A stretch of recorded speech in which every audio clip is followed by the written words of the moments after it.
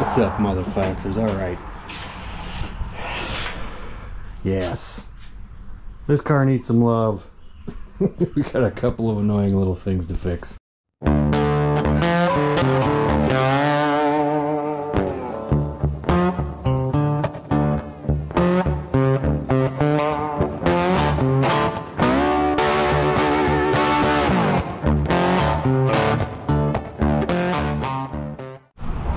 Alright, so the first thing is the headlights. Go ahead and flip the headlights on. Just flip them all the way on. See that? Now mess with them. See that? You gotta mess with it to get them to come on. There they go. And then if you turn the parking lights on, well then these lights go off. So, hey, they're on. Driving lights? Yeah. Yeah. Wow, they didn't take the lights. They usually take them out. Well, if I wiggle this... Turn the parking light back on. Okay, one of them's not working. Okay, so... this... The parking light or the driving? Oh, that parking light's on now. It wasn't on a second ago. The driving light's on. So, you see it's a fiasco, right? When I was in there last time trying to figure this out, to actually swap out the headlight switch, there are 3 wires on it. There's supposed to be 6. So I don't know what I did, if they broke and I accidentally like wrapped the wires up inside the loom or something. But I do have another switch, a plug. And if all the pieces are there, you know, the little quick connect things, all I have to do is depin that one and then pin the other ones in the other plastic, depin the other wires that are in there, so I don't have to do this, hopefully. But yeah, so that means I gotta tear the dash apart. The other thing is, car don't have AC, not yet anyway, one of these years. And my driver's side window decided not to roll down. It's supposed to be 94 tomorrow. I think I need that down if it's a daily driver, like I said in the last video. But yeah, so a couple of those things that need to be fixed. Other than that, the car runs fine. Did something weird the other day where I got home and the idle just went up. Stayed up. I revved it and it wouldn't come down. I had to shut the car off. It does have a Terminator X. Maybe if I had Aces in it, it wouldn't do. Now I'm just kidding. Let's go ahead and start tearing shit apart. Like I've done so many times on this car. We'll start by tearing this apart here. There is some nonsense going on inside it. I did replace this button and this button recently because the door locks don't work. I think that one over there done. I think that actuator's done over there. You got a brand new actuator, and I don't understand unless it's the ground over there. I don't know. Bad on it. But there is some wiry fuckery going around inside here. There's like terminated what do you call those in butt connector things in there, so we're gonna tear this apart and see what's going on. All right, so this is what I was talking about, guys, right here. So somehow these got cut short, so they ran a wire.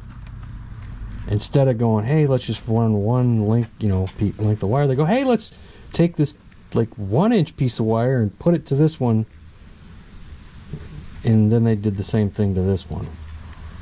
So I don't know if that's what's going on or what. But let's say we cut these and just run one piece of wire. I mean, it puts some better connections to the... Oh, wait. Something just happened here. Oh wait, I just thought that felt like it popped out, but oh, it is coming out. Well, it's still hanging on there, but yeah, this one, where's it at? Yeah, this one here is pretty unhealthy as well. So, I don't know, maybe I replace these wires and I solve a problem? I hope so, because that'd be really easy. But I'm gonna have to get this switch out there in order to redo this one down here, because it's really close. Man, there's not much wire left on either one of them things. But alright, well, I guess I'll pull this stuff out of here and redo what I do. Oh, look, there's a couple of spots here too. Oh man, what? I don't know. Is this the motor right here? No, it goes to your the actuator. So that's they just motors are probably back up right here, up in here. All right, I just found this. I mean, that looks solid. It looks solid, but still. Does this work off the switch? Unnerving. No. It's not working either? No, they're not working. That one's a new one on that side. This one's not. And then here, I did this for the speakers, so that's what that is. But yeah, there's some of the, effery we find. Yeah, they didn't. This car was pretty. It was pretty unmolested up here in the dash. The radio, however, was horrific what they did in there. I redid all that. Yeah, and I knew this stuff, there was a couple of weird things going on in here, but I didn't really stop to analyze it because everything worked, and now it's not, so. But yeah, I mean, you didn't go as thorough as you did the other car. Well, I mean, I did in the dash. I just seen this stuff and it worked, so I just left it alone, but now it's a problem.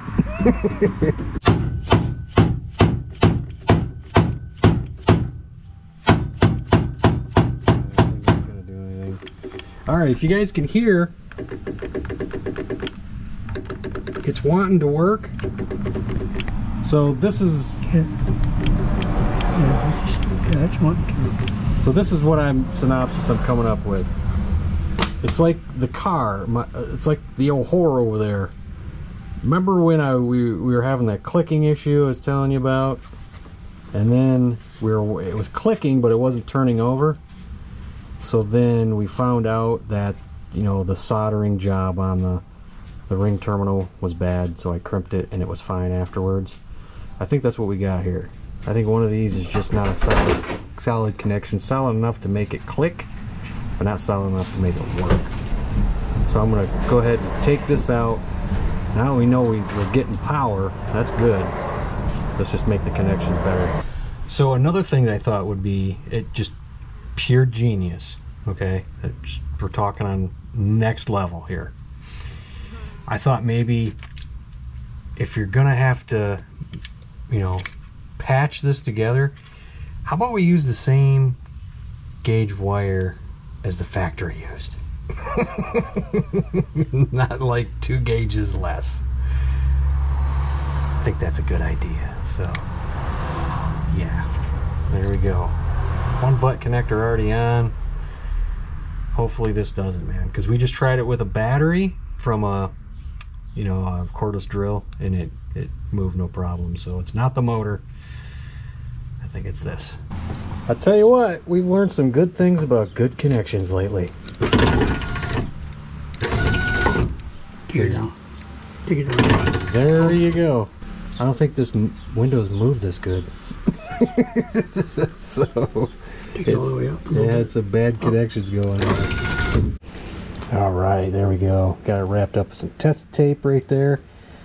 This was some disintegrating stock tape, so I undid it and put some nice test tape on there, guys. So we're all good to go here. We're gonna get this back in.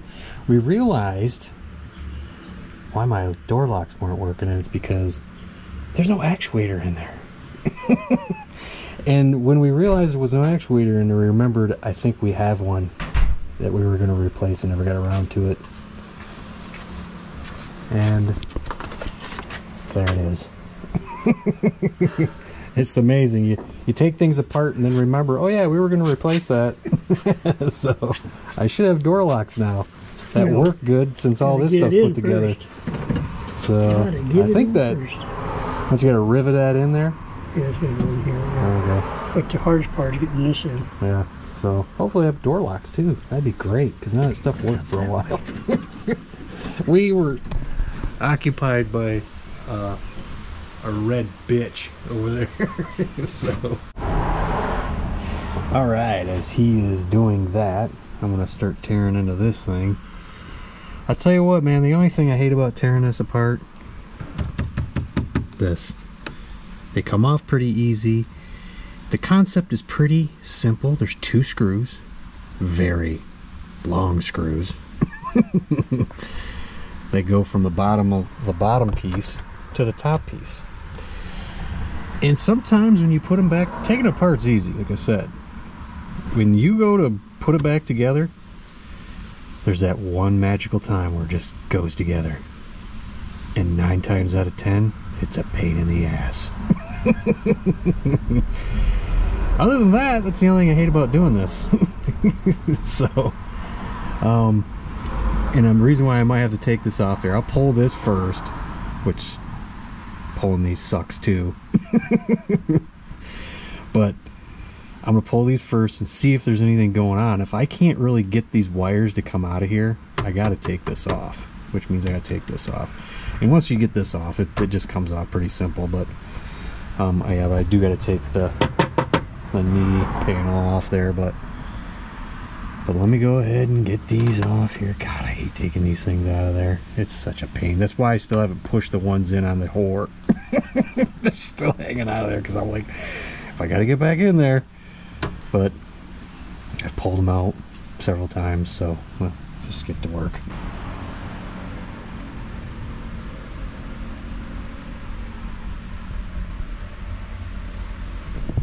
Okay, after seeing all that. Yeah. So I don't know what just happened, right? So there was 4 wires in this when there should be 6. Because if you look at the switch here, there you go. You got 6 prongs on there. So, but of course these things are busted inside here, so these are sliding out. So I had to fish it through here, through the speaker. I had to take the speaker out, obviously, but not thinking, I just started pulling wires through there, and these started to come out. And if you guys know what this wire is, yeah, that's constant hot. It doesn't like it when it hits other pieces of metal. And when I was pulling this through, it came out, and I didn't realize it, and I heard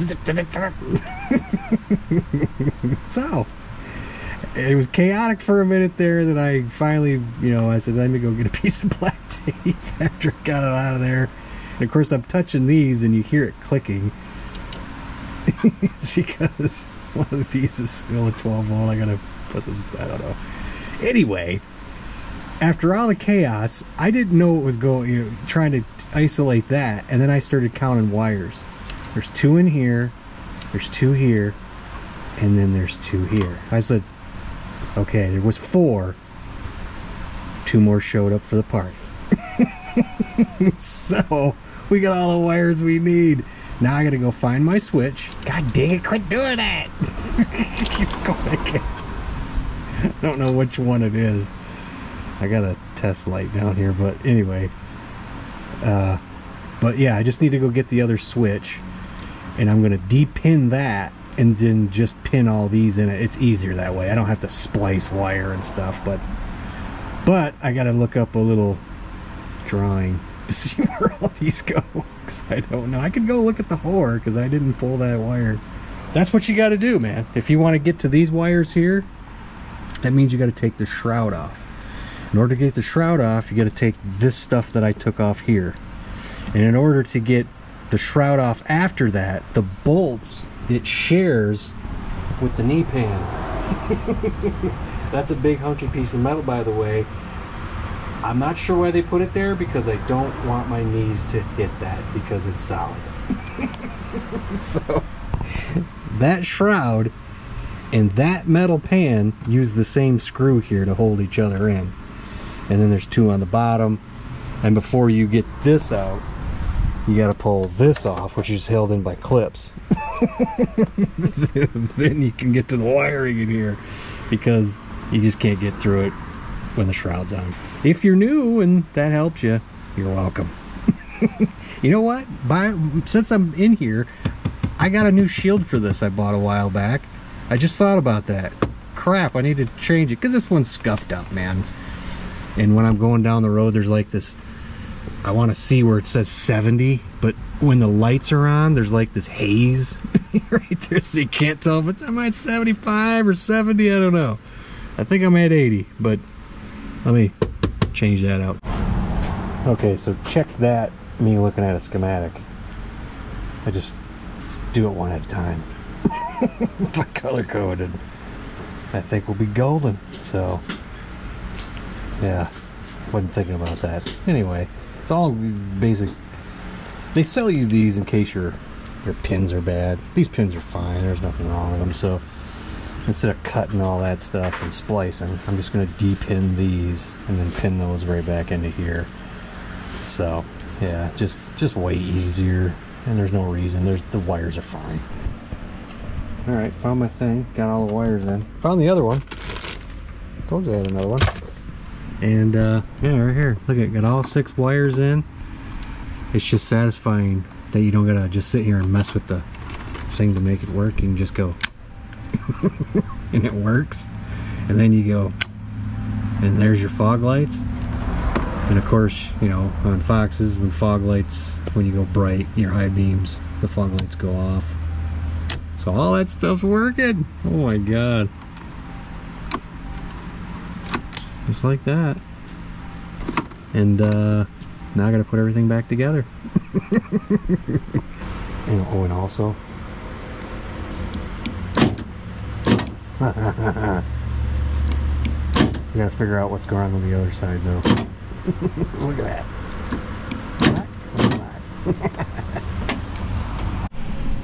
Alright, so we're gonna go ahead and swap this sucker out here. I got the other one up there in the box, and it's from original Ford tooling, guys. So I bought it from NPD. And if you can see it there, guys, I don't know, maybe I can electronically zoom. You can see that it has the original Ford emblem in the mold. So these are made from the original Ford tooling. Okay. I don't know if you guys can see how wore out that is. The dust in there, so we'll go ahead and just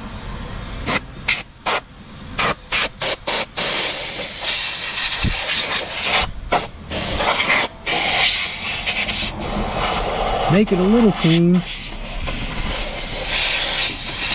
Alright, I might take a rag and wipe this down a little bit. You know, I just love these little thumb ratchets. They come in handy, especially this 1/4" one, man. Look at that. They look way nicer. Nice and clear. It's pretty cool, man. There are some spots on here that kind of aggravate me that I think maybe got rubbed off while they were in the plastic moving around, but it's better than it was. A lot better than it was, so I've cleaned it with glass cleaner. It didn't work, but I'm gonna try it again here. Okay, everything is put back together. That, I tell you what, you know, when I was putting it in, it was like meh, but now that I see it, it's very, very clear. It's very, very clear. Lights go on, you know, no screwing with it to make it work. You know, we're having a problem with the lower fog light. I don't know what the hell this, it works and then it doesn't. Bad connection. Maybe the things are clean, you know. Those are done. Window up and down, over here, over here. Yeah, we got, it's working. Everything's working. And then this. It's been a long time since that was working. I'm glad that was an easy fix. So, you know what? This is just one of those success. That's why I love this car. We set out to get the window fixed. We set out to get the light fixed, and we ended up changing the lens on that, and we ended up getting the freaking well, this lock fixed because we forgot we bought an actuator and never put it in. This one, on the other hand, we're gonna have to take it off and look at it, so, and see what's going on. But there's no, those wires in there are all good. Everything's factory over there. So, but this took a crap on me. This is my little, that was when I was down in Kentucky for Holly Ford Fest. So I just took my USB that I plugged into this to plug into my phone and just plugged it directly into the thing, and we got, everything's working on it. So I don't care that there's a wire hanging out here, because there'd be a wire hanging out here. So what difference does it make?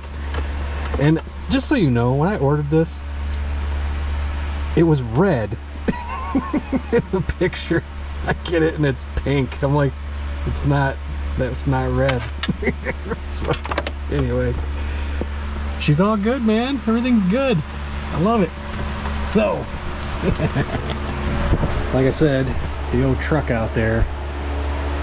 Yeah, I think I got a cam phaser issue, so there ain't no towing with that. So, like I said in the last video, we're not bringing any cars down, obviously. So what it looks like, guys, is I'm going to ride down with Barbecue 5.0 and not have a car. That'd be the second time since 2018 that I haven't had a car. And guys, everybody's like, well, why don't you drive Black Sunshine? Well, let me explain to you something about Black Sunshine. It has a rear end in it that I bought. If you guys watch Street Outlaws, I bought it from Johnny Quick, dude out of Detroit, years ago. And the symmetrical bushings he had on there were just shot. And I got this vibration ever since I put this rear end in here. And I've had the U-joints replaced, the drive shaft balance, and twice I've had the pinion angle adjusted on it. And each time it got better, but it's still got vibration in it, so I don't really trust it. I think it's just worn out, man. It's had too many passes on it at the drag strip. And it is a 373/31 spline posi rear end. So, but like I said in the past, guys, I got the old rear end for this car, and I'm gonna clean that up, and we're gonna build it. I got Mosier 31 spline, 5 lug axles for it, and I have a Ford Performance traction lock rear end for it. So assembly, whatever. And Justin had a guy do his, so I'm gonna have the same guy do mine. And Justin said, well, he likes it if you can just give him the rear end and not have to worry about a car. I said, perfect, because it's out of the car. So, and it'll be cool to actually put the rear end that came with this car back in it, except it's gonna have 355 gears, because 373s are good and spunky, but I do drive this long distances, and you know, I'd rather have it running 2,000 RPMs in 5th gear instead of, you know, 25, 26, you know, save a little on gas.